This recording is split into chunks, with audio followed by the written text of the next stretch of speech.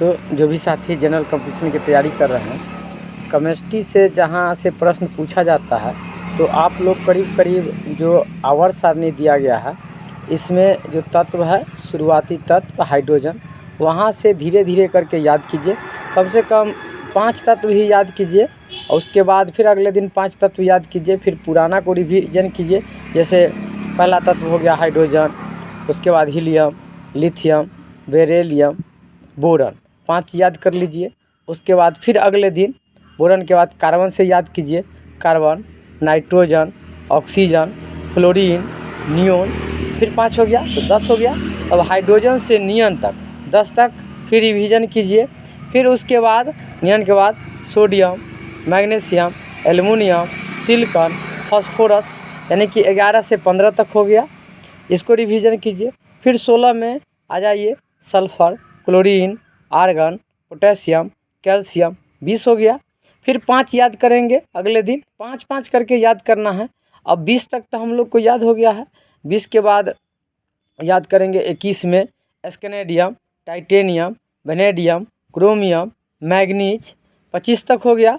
फिर 25 के बाद याद करेंगे iron, cobalt, nickel, copper, zinc, यानी कि 25 तक याद किए थे, 26 से याद किए हैं 30 तक। अब फिर 1 से 30 तक, यानी कि करीब करीब यदि आप क्लास 6, 7, 8, 9, 10 या 11, 12 में हैं तो कम से कम 30 तक तो याद होना ही चाहिए।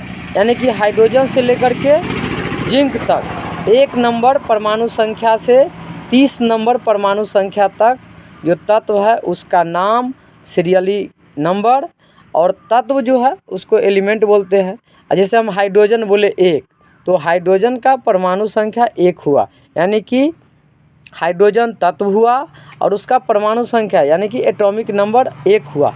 अब जो तत्व का हम नाम ले रहे हैं उसका जो परमाणु संख्या होगा वही प्रोटॉन की संख्या होगा और वही इलेक्ट्रॉन की संख्या होगा सामान्य अवस्था में। जैसे हम बोलते हैं hydrogen 1, helium 2, lithium 3, beryllium 4, boron 5, carbon 6, nitrogen 7, oxygen 8, chlorine 9, neon 10, sodium 11, magnesium 12, aluminium 13, silicon 14, phosphorus 15, sulphur 16, chlorine 17, argon 18, potassium 19, calcium 20।